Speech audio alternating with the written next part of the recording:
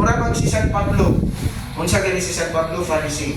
A Pharisee is a lawyer, a judge, and an executioner.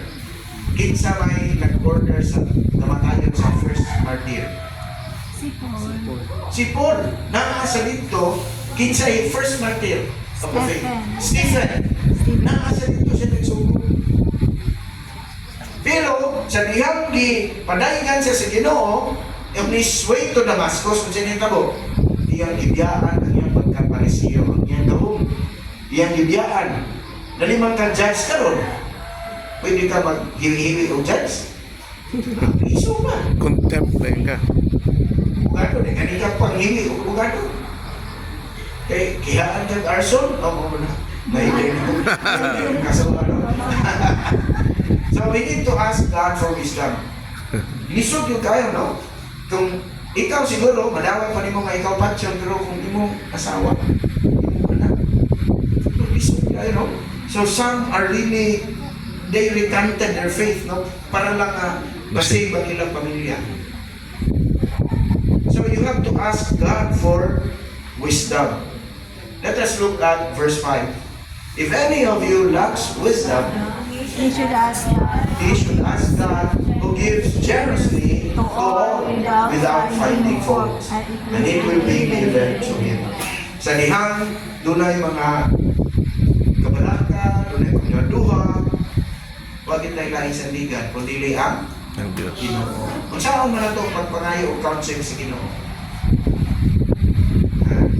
We pray, di ba? Kinsa may niampo karong buntag. Wala git. Pagmata na ito.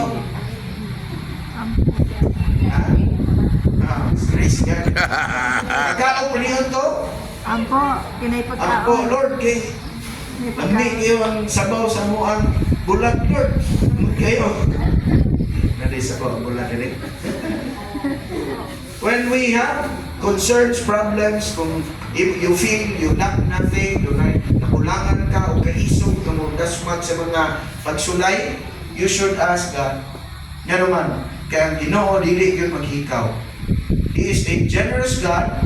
Kung makahatag manggaling siya sa itong Panginoon, sabot na ang kay malo.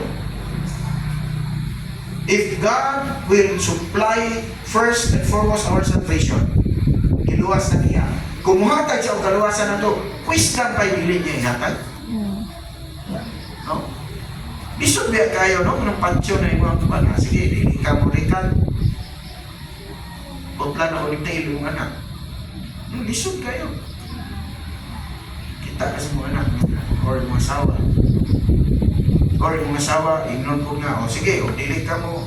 Kaya rikan ng bana o ikaw asawa. Saman, kung pabili ka sa ni Kristo. Di mo bana o, ni surrender na. Ikaw, saman. O dili ka mo sunod. Di ka mo tuo, Buklan ako din. Hindi ko asawa. Potle. Mga bata, pinutan yun sa asawa. So, if you lack wisdom, ask God. Sa dihang doon ay mga pagsulay, dili kita mahadlok na mangayo sa Ginoo. Ano man? In the middle of trials, we should seek the wisdom from God. Dili kanang mga kalibog, kahadlok, no, frustration, doon na tayo mga anxiety. Usog naman ang anxiety ka no? Sa una, Depression po. paludod, magkagasin, walang anxiety. Una lang kag, kasi may una sa inyong katay sa una. Tokogra. Tokogra. Huwag bakos.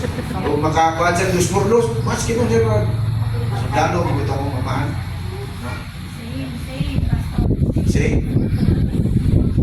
So, pero kung natay mga tatuol, kung natay pagduduha, Lord, ganun niabot mo nini sa akong kinabuhi, nangalagay mo mo, Lord, ask God for wisdom. Directly, pray. But also, asa kita wisdom sa Ginoo? Yeah, The Bible. You go to the Bible, ask God kung sa'yo iyang gustong ipabuhat nimo.